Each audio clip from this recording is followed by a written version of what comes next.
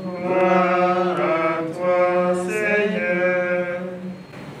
Luc chapitre 24, versets 13 à 35. Le même jour, 2 disciples faisaient route vers un village appelé Emmaüs, à 2 heures de marche de Jérusalem, et ils parlaient entre eux de tout ce qui s'était passé. Or, tandis qu'ils s'entretenaient et s'interrogèrent, Jésus lui-même s'approcha et il marchait avec eux.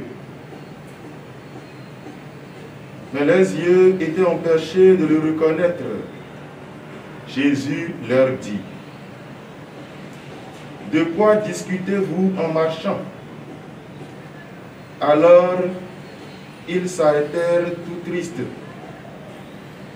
L'un des deux, nommé Cléophas, lui répondit: « Tu es bien le seul étranger résidant à Jérusalem qui ignore les événements de ces jours-ci. » Il leur dit: « Quels événements ?» Ils lui répondirent: « Ce qui est arrivé à Jésus de Nazareth, cet homme qui était un prophète puissant par ses paroles et ses actes devant Dieu et devant tout le peuple. Comment les grands prêtres et nos chefs l'ont livré, ils l'ont fait condamner à mort et ils l'ont crucifié. Nous espérions que c'était lui qui allait délivrer Israël. Mais avec tout cela, voici déjà le 3e jour qui passe depuis que c'est arrivé. À vrai dire, des femmes de notre groupe nous ont remplis de stupeur. Quand dès l'aurore, elles sont allées au tombeau, elles n'ont pas trouvé son corps, elles sont venues nous dire qu'elles avaient même eu une vision des anges qui disaient qu'il est vivant. Quelques-uns de nos compagnons sont allés au tombeau. Ils ont trouvé les choses comme les femmes l'avaient dit. Mais lui, ils ne l'ont pas vu.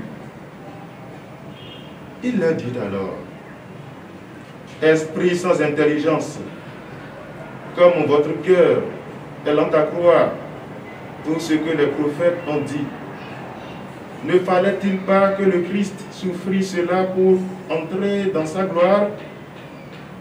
Et partant de Moïse et de tous les prophètes, il leur interpréta dans toute l'Écriture ce qui le concernait. »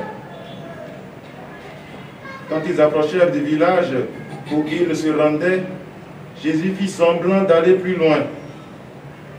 Mais ils s'efforcèrent de le retenir. « Reste avec nous, car le soir approche et déjà le jour baisse. » Il entra donc pour rester avec eux.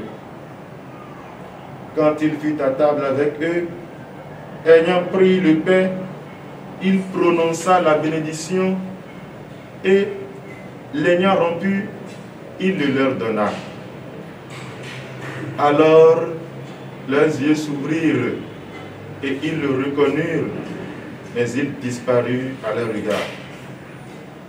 Ils se dirent l'un à l'autre: « Notre cœur n'était-il pas brûlant tandis qu'il nous parlait sur la route et nous ouvrit les Écritures ?» À l'instant même, ils se levèrent et retournèrent à Jérusalem. Ils y trouvèrent réunis les 11 apôtres et leurs compagnons, qui leur dit: « Le Seigneur est réellement ressuscité. Il est apparu à Simon-Pierre. » À leur tour, ils racontaient ce qui s'était passé sur la route et comment le Seigneur s'était fait reconnaître par eux à la fraction du pain. Acclamons la parole de Dieu. Louange à toi, Seigneur.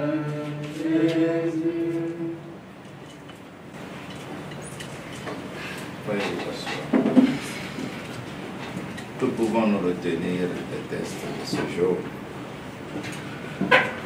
Voyez dans la première lecture tirée du livre des Actes des Apôtres. Après la Pentecôte, les apôtres, en particulier Pierre, que j'appelle souvent le peureux, a retrouvé en Jésus toute la force nécessaire pour proclamer la parole de Dieu. Tout cela grâce à l'Esprit Saint. Pierre et Jean entraient dans le temple quand ils virent un homme infirme de naissance, toujours à l'entrée du temple, a demandé l'aumône. Ce jour, cet infirme a demandé l'aumône à Pierre et Jean. Pierre lui a répondu, non, nous n'avons ni or ni argent à te donner.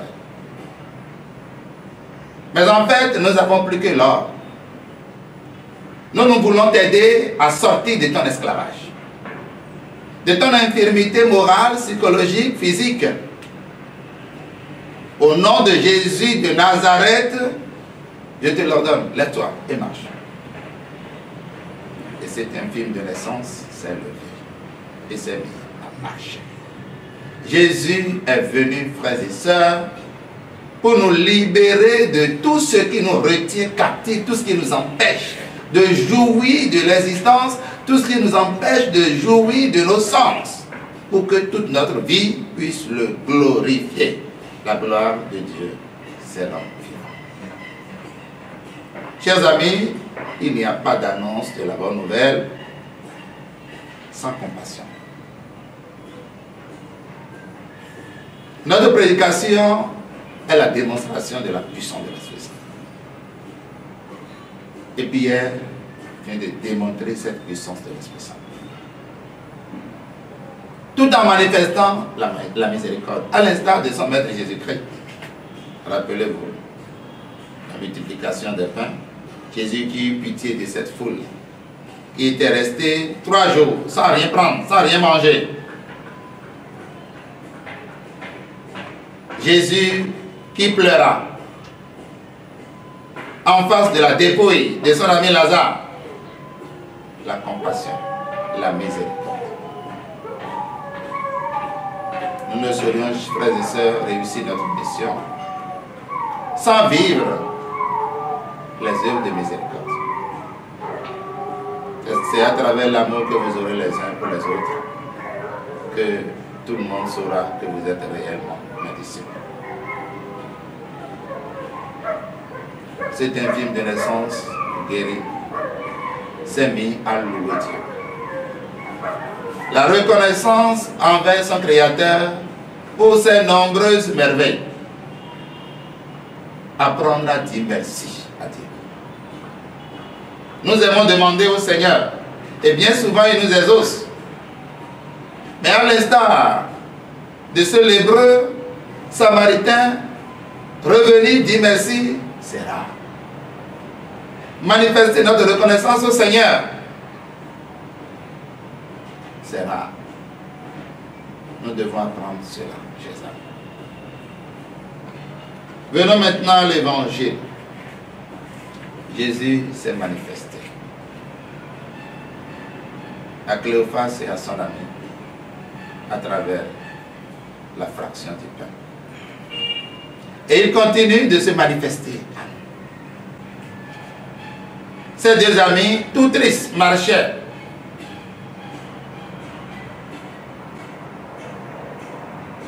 En allant chez eux, dans leur village appelé Emmaüs. Ils parlaient de quoi? De ce qui s'est passé dans la vie de Jésus de Nazareth, celui-là sur qui il comptait. Et apparemment, il les a déçus. Plus d'espoir. Ils étaient sombres et tristes, moroses complètement. Et voilà, Jésus vint à leur rencontre. À leur rencontre, il leur dit, de quoi discutez-vous, mon cher? C'est comme ça, frères et sœurs. Au cœur de nos labyrinthes, de nos soucis, de nos détresses, de nos déceptions, Jésus vient à notre rencontre. Il vient à notre rencontre pour nous demander, que veux-tu, pour te demander, que veux-tu que je fasse pour toi? Pour ton renouvellement, que veux-tu que je fasse pour toi? Il faut t'ouvrir à la grâce de Dieu. N'aie pas peur, parle à ton Seigneur. Et voilà, il a marché avec eux. Il a cheminé avec eux. Il les aider à se laisser façonner par la grâce de la résurrection.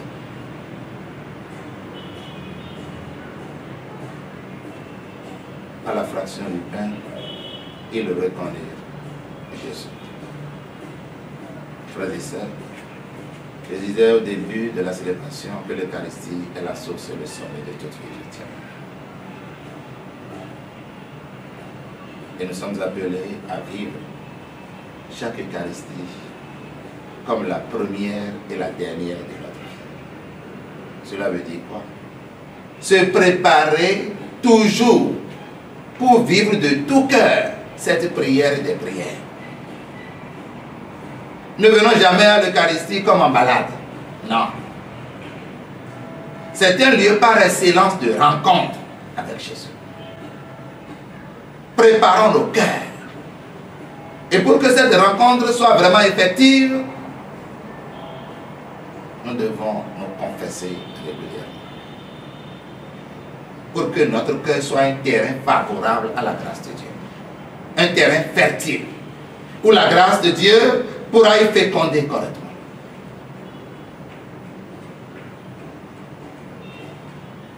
Nous allons demander au Seigneur au cours de cette Eucharistie de nous donner la grâce, de ne jamais nous familiariser avec l'Eucharistie. Ne nous habituons pas à l'Eucharistie. Au risque de tomber dans la routine où on vient, le Seigneur soit avec vous et avec votre esprit, on répond, on liquide. Non. C'est la prière des prières. Et Jésus nous a donné ce trésor. Chaque fois que nous célébrons ce mystère, nous nous souvenons de lui et lui-même se rend présent à nous. Que le Seigneur lui-même nous accompagne.